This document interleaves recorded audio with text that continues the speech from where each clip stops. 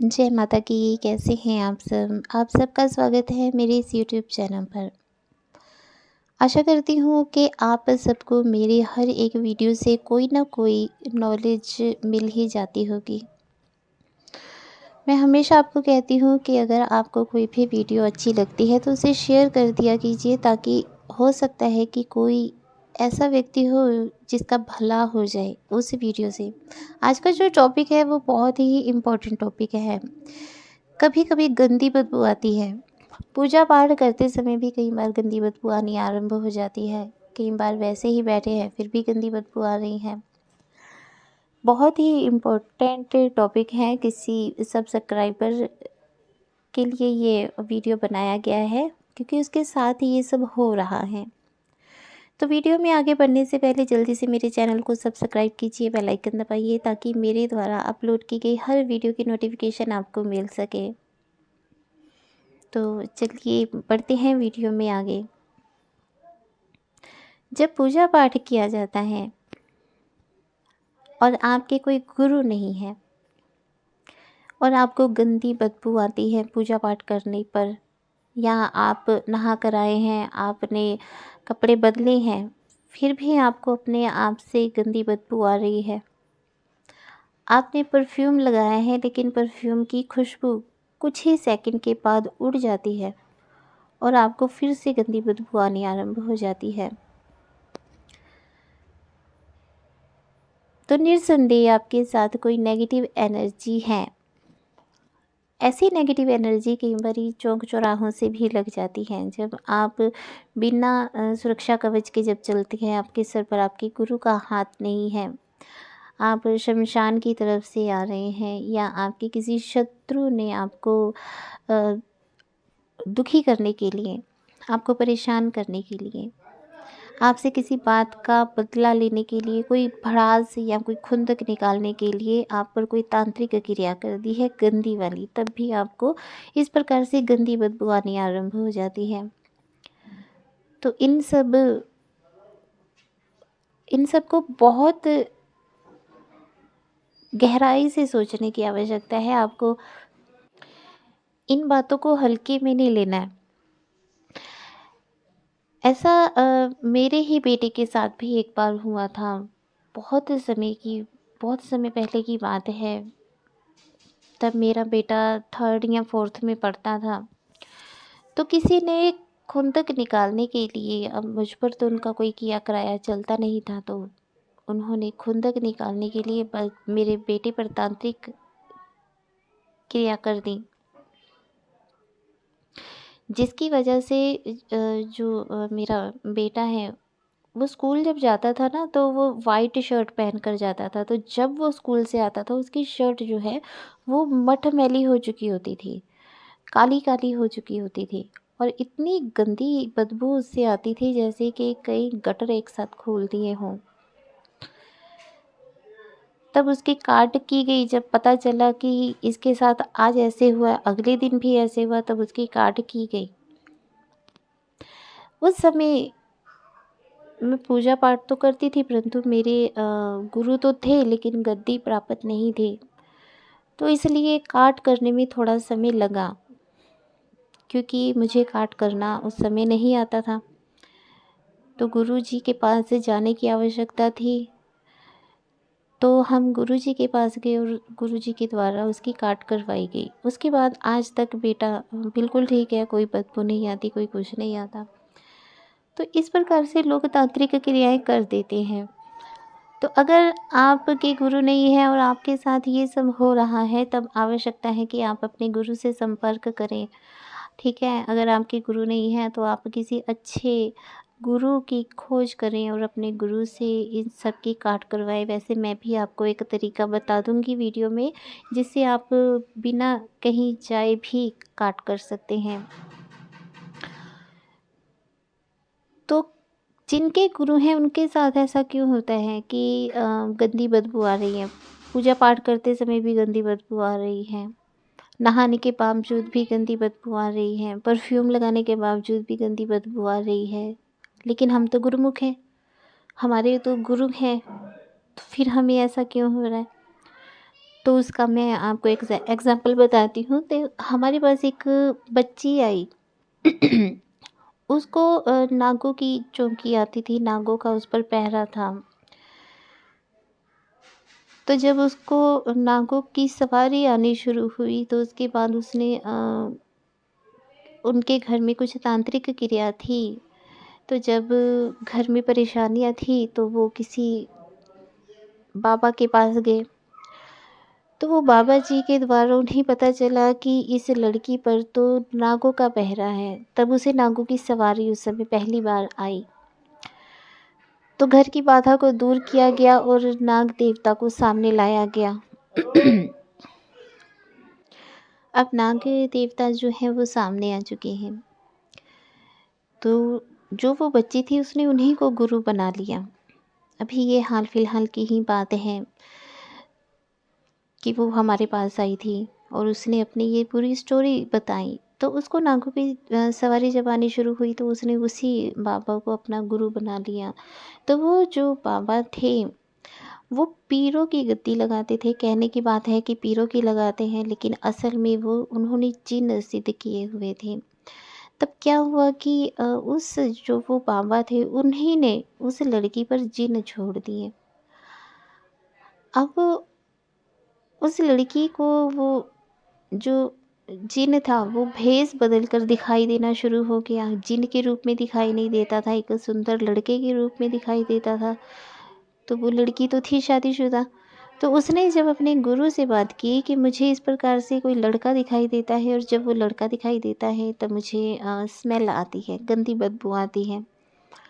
तो उसके गुरु ने कहा कि ये तो वही नाग देवता है। तो उसके गुरु ने इस प्रकार से उसके साथ छल किया। उसका मार्गदर्शन नहीं किया। तो धीरे धीरे वो लड़की बीमार होनी आरंभ हो गई। पहले तो सिर्फ स्मेल आती थी, बदबू आती थी। तो धीरे धीरे घर में बाधाएं शुरू हो गई। वो लड़की बीमार रहनी शुरू हो गई।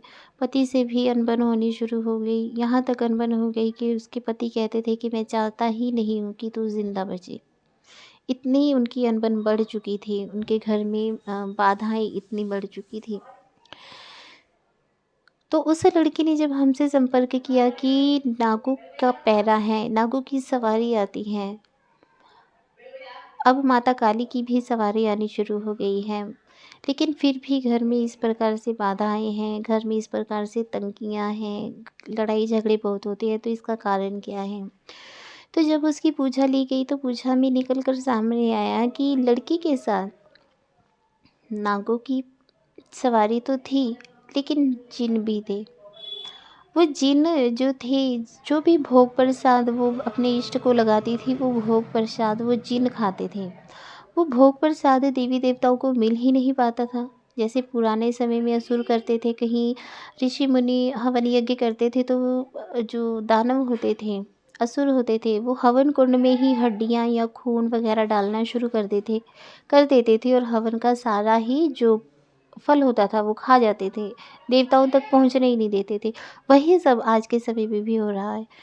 तब उस लड़की का, उस बच्ची का इलाज किया गया और वो जो बुरी शक्तियाँ थी, जिन्न पिशाच आदि जो भी थे, सबको दूर किया गया।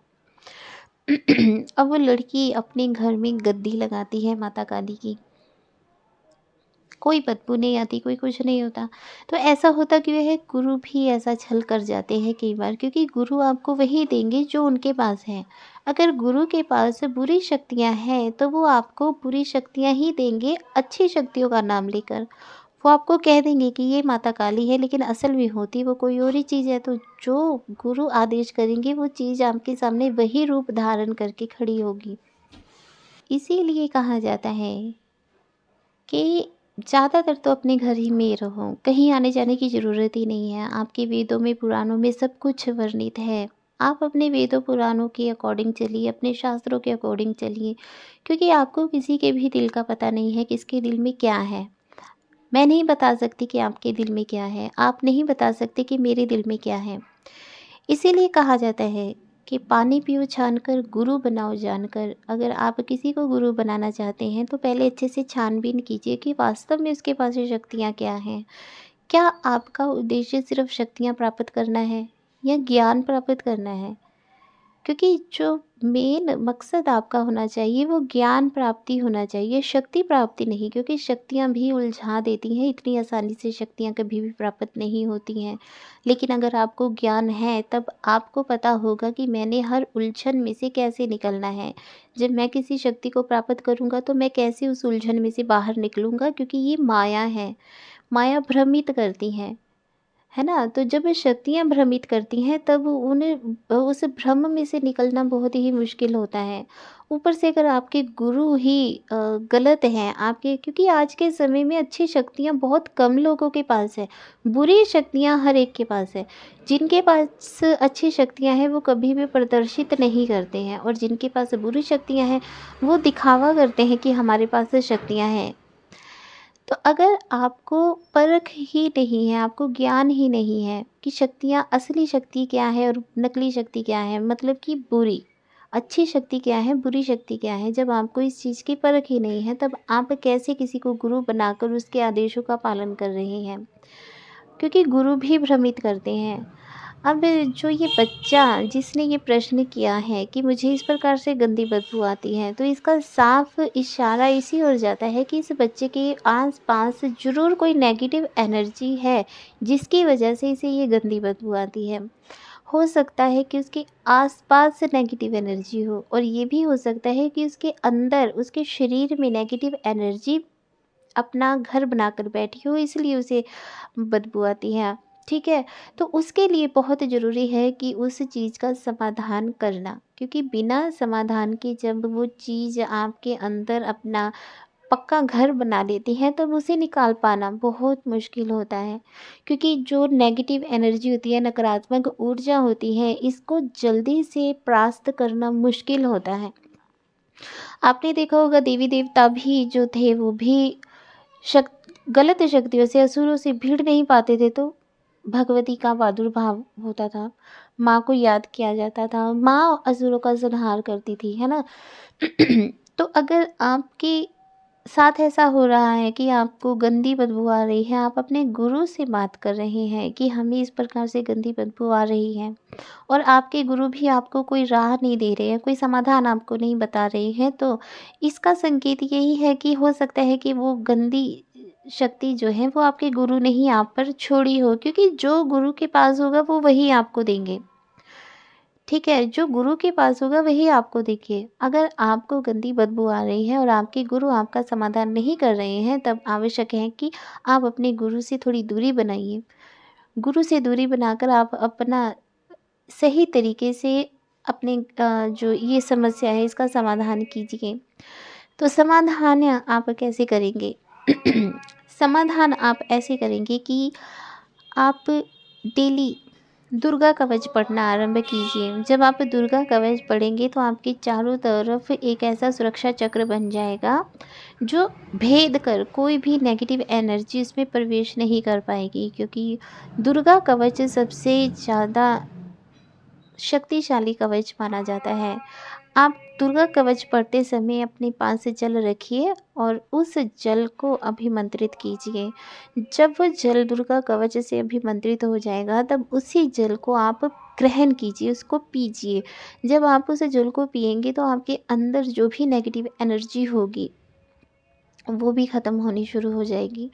एक तो हल ये है, ठीक है। दूसरा हल ये है कि आप विधि पूर्वक हनुमान चालीसा पढ़िए।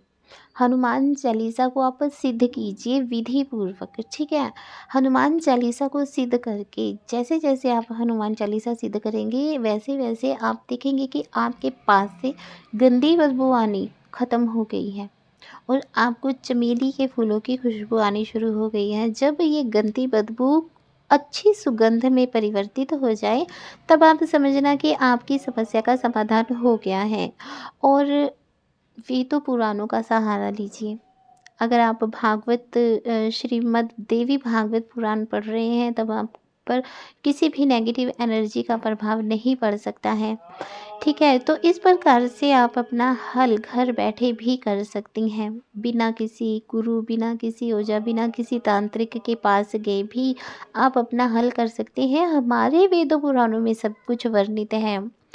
दुर्गा कवच भी वेदों पुराणों से ही आया है। मार्कंडेय पुराण में भी दुर्गा सप्तशती है और उसमें भी दुर्गा कवच वर्णित है। तो आपको दुर्गा कवच पढ़ना चाहिए, हनुमान चालीसा पढ़ना चाहिए, राम स्तुति आपको करनी चाहिए। इस वीडियो को ज़्यादा से ज़्यादा शेयर कीजिए, क्योंकि ना जाने कितने लोग ढोंगी गुरुओं के चंगुल में फंसकर अपने घर का और अपने जीवन का बिल्कुल ही सत्यानाश करते जा रहे हैं। आप इस वीडियो को ज़रूर शेयर कीजिए ताकि आपके द्वारा किसी का भला हो सके, क्योंकि आप अगर वीडियो को शेयर करके किसी का भला कर रहे हैं, आपने वीडियो को शेयर किया और वो वीडियो किसी ऐसे पीड़ित व्यक्ति के पास गई जिसे ये समस्या है और उसने दुर्गा कवच या हनुमान चालीसा किया और उसकी समस्या का समाधान हो गया, तो उसका जो पुण्य है वो आपको ही मिलेगा, क्योंकि आपने वीडियो शेयर की और आपके माध्यम से उसको मिली, तो उसका पुण्य आपको मिलेगा। तो इसलिए आप ज़रूर इस वीडियो को शेयर कीजिए ताकि किसी का भला हो और आप पुण्य के पात्र बने। तो ये था आज का टॉपिक। आशा करती हूँ कि आपको अच्छा लगा होगा। अगर आप मेरे चैनल पर नए हैं तो चैनल को सब्सक्राइब ज़रूर कीजिए। जय माता की। खुश रहिए, खुशहाल रहिए।